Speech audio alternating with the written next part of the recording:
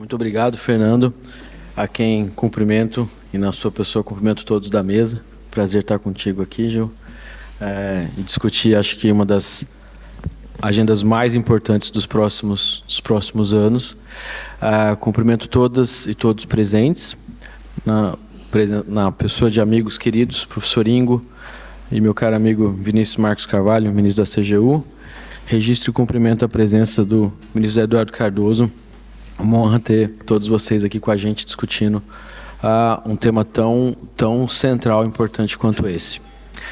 Acho que tem uma vantagem de falar no final, é que a gente pode economizar um pouco, porque muita coisa já foi com muita propriedade discutida. Então, o que eu gostaria de trazer são algumas preocupações de como endereçar essa tarefa regulatória, alguns riscos e alguns, vamos dizer, possíveis encaminhamentos. Muitos deles dialogam com o que já foi dito aqui, apresentado pelo Gil e por todos da mesa, né? Enfim, acho que o que a gente tem visto ao longo dos diversos painéis hoje nesse nosso fórum foi que tem um traço comum dessas tecnologias disruptivas, é que há um certo consenso de que alguma regulação é indispensável, mas está todo mundo ainda tateando um pouco, né? O desafio é como regular, né? Então, acho que na gig economy, na questão do futuro do trabalho, isso não é diferente. Isso a gente viu em moderação de conteúdo, aspectos concorrenciais de plataformas digitais. Acho que a tarefa é essa. Na última fala, o Ricardo fez um panorama, assim, há alguns ensaios na experiência internacional, mas ainda não há um modelo claro que se mostrou, vamos dizer, bem sucedido, assim, uma clara opção. E a gente tem essa tarefa no Brasil, quando a gente tem uma parte da população que depende do trabalho de aplicativos e que a gente não pode, de maneira alguma, desconsiderar na tarefa regulatória, né? Dito isso, tem alguns aspectos que valem mencionar. Uma pesquisa recente do Datafolha do começo do ano, feitas com motoristas e entregadores, menciona que a imensa maioria, 75%, prefere a situação atual, né? Quer dizer, em tese, rejeitando a opção pelo vínculo, mas, ao mesmo tempo, uma maioria significativa também se ressente de não ter uma camada de proteção e alguns direitos e benefícios que são imprescindíveis. Então, acho que a grande tarefa que a gente tem é chegar nessa vamos dizer, numa camada de proteção social compatível com a realidade dessa atividade. Muitos deles nessa pesquisa mencionaram que gostam da flexibilidade, da possibilidade de ter uma renda no curto prazo, e que o grande medo é sofrer um acidente, ficar sem ter como levar o sustento para a família e tudo mais. Então, acho que esse talvez seja o principal desafio, de preservar, né, um pouco dessa flexibilidade, mas compatível com uma proteção social. O Gil mencionou na fala dele de novas formas de contratação, e acho que um dos aspectos centrais dessa discussão é a gente tentar não ficar raciocinando com soluções binárias, né? Ou tudo ou nada, jogar tudo de um lado ou tudo de outro, né? Porque existem algumas características e aspectos específicos dessa atividade que a gente tem que considerar nessa tarefa regulatória. Um deles é que o desenho regulatório não é necessariamente, a gente não deve confundir com o enforcement desse desenho. Quer dizer, garantir flexibilidade não significa que vale tudo. Toda vez que você tiver uma situação e uma relação trabalhista claramente fugindo do modelo, isso vai desde sempre ser irregular, né? Mas a questão é a gente imaginar um modelo flexível e, obviamente, que vai havendo desvio do modelo, você tem um problema, mas você tem que ter um modelo que não seja binário, né? Um outro aspecto é pensar essa regulação para a base como um todo, e essa base é muito heterogênea, né? Parte da base vive do trabalho por aplicativo, mas parte da base complementa a renda e combina, inclusive, com o vínculo seletista, né? Então, você tem que fazer uma opção que não exclua uma parte desse contingente populacional que trabalha por aplicativo e que, enfim, tem que estar incluído tem que estar incluído na regulamentação. É porque você pode ter um efeito que a gente antecipa, fazendo um exercício de futurologia que pode acontecer, que se a gente adota um modelo muito rígido e muito engessado, o que acontece é que essa base dispersa de trabalhador que vive dessa atividade, que gera renda com isso pode se enxugar e a gente pode ter um efeito meio perverso da regulação. E existem exemplos de regulações que são tentadas com a melhor das intenções e que acabam produzindo efeito contrário ao pretendido. Um dos que a gente pode antecipar é que, se a gente impõe uma relação exclusiva, um dos efeitos é de caráter concorrencial. Se o trabalhador tiver que escolher um único vínculo, ele vai para o grande player. E isso vai gerar uma assimetria no mercado que vai ser, enfim, nós vamos induzir aspectos de monopólio. Mas, ao mesmo tempo, é indispensável pensar em como proteger esse trabalhador para que ele tenha segurança de levar a vida dele e garantir o sustento.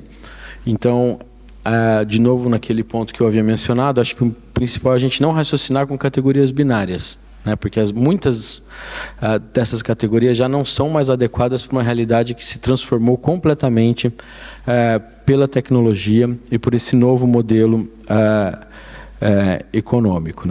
Então, acho que a gente tem 5 grandes temas para enfrentar, para discutir no debate público e que ainda estão, enfim, sendo trabalhados na mesa de negociação, e acho que vai ser um grande sucesso conseguir avançar na formação dos consensos necessários para que a regulação saia a melhor possível. Um primeiro deles, a reivindicação por uma garantia de ganhos mínimos, que dialoga com esse trade-off entre flexibilidade e proteção social. Quer dizer, o trabalhador ele intuitivamente responde nessas pesquisas, nessas surveys, que ele gosta do modelo, mas ele quer ter uma previsibilidade de quanto ele vai ganhar, até para ele conseguir organizar e, de fato, ter uma gestão efetiva do próprio tempo. Isso não pode ser um waiver de responsabilidade, mas ele tem que, de fato, conseguir gerir o tempo dele. Para isso, ele tem que ter uma previsibilidade de ganho. Ele tem que conseguir calcular quantas horas ele precisa trabalhar para ele levar o que ele precisa levar para casa. Então, isso é mais difícil do que parece de calcular. O professor Paulo Gonet mencionou a hora da espera. Como que você computa se ele está logado em 2 ou 3 plataformas? Como que você computa a hora se há recusa você atribui uma entrega e ele recusa a entrega? Isso conta, não conta, mas ele também não pode ser obrigado a aceitar todas as entregas, senão ele não está fazendo gestão efetiva do tempo. Ele só está fazendo a gestão efetiva do tempo dele se ele não for obrigado a aceitar absolutamente todas as entregas. Então, isso não é mais fácil falar do que fazer, Às vezes a gente identifica os problemas, mas a gente tem que discutir para chegar na solução. O segundo ponto é um modelo de seguridade que seja compatível com essa nova atividade. É imprescindível que haja contribuição suficiente para suportar os riscos e a natureza dessa atividade. Isso a gente consegue imaginar modelos intermediários que estão sendo testados em diversos países, para fazer um pouco mais, para ter aderência a como essa atividade funciona na prática.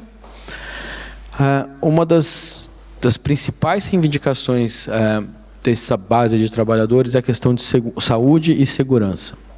O Brasil recentemente avançou, inclusive, em modelos de seguro on demand, que você consegue ativar à medida que a pessoa está logada. Então, isso é uma das soluções que a gente tem que pensar, mas muitos relatam questões de violência mesmo na ponta. Então, o problema é mais complexo do que a gente consegue ver à distância, à primeira vista, e a gente tem diversas... Esse é também um dos pontos a equacionar, a exposição à segurança, à violência. Um quarto ponto que eu acho que é imprescindível que a gente consiga debater com distanciamento e frieza para encaminhar soluções práticas e que, no longo prazo, sejam sustentáveis e fiquem de pé e estabilizem, né, tanto a operação das plataformas quanto o trabalho por aplicativo, tem a ver com demandas legítimas de férias e licenças remuneradas. Quando a gente tem uma relação de trabalho que não é exclusiva, não é fácil você distribuir o ônus e o custeio desse tipo de licença, que é uma reivindicação que a categoria dos trabalhadores faz com toda a legitimidade, que é algo que é mais um dos nós para se pensar em como atribuir, repartir o custo de encargos numa relação que não é exclusiva, né? Em síntese, acho que o grande desafio é esse, do ponto de vista jurídico, é de chegar numa solução para isso. E o último ponto, dos 5 que eu ia falar de desafios regulatórios, que já foi mencionado algumas vezes nas falas anteriores, tem a ver com a transparência algorítmica, né, com as regras da plataforma, para que o trabalhador não fique exposto e sujeito a algo que é totalmente opaco, a um black box que não consegue antecipar nem organizar sua própria rotina, né? Então, a legislação de plataformas tem avançado no mundo para que a gente garanta essa liberdade de gestão do tempo. É preciso que haja uma contrapartida no funcionamento do algoritmo, do process elementar mínimo, quer dizer, que ele saiba por que ele está suspendendo, que conduta não pode fazer, que seja notificado de eventual suspensão, que haja um canal para tratar isso, alguém com quem falar para resolver eventuais problemas, e vamos dizer, essas regras mínimas de transparência compõem um pouco, vamos dizer, esses 5 desafios, né? Ganhos mínimos, seguridade, saúde e segurança, remuneração de período de afastamento do trabalho e transparência algorítmica. A gente está falando de um desafio imenso, super presente na vida de todos nós. Acho que a pandemia intensificou o uso de serviços por aplicativo, e acho que isso está incorporado nos hábitos e na cultura. Acho que isso é uma realidade que veio para ficar, e a regulação deve encarar dessa maneira, olhando no longo prazo, pensando soluções não binárias para que haja um modelo sustentável para todas as partes. E acho que, por isso, eu cumprimento de novo a iniciativa do Ministério do Trabalho de startar os trabalhos do GT e trabalhar nessa formação de consensos. Certo? Tenho ouvido todos os lados e acho que isso vai ser indispensável para chegar num modelo aderente à realidade do Brasil, que não seja simplesmente a importação de um modelo estrangeiro, até porque isso não tem, mas que seja construído e aderente à realidade do Brasil.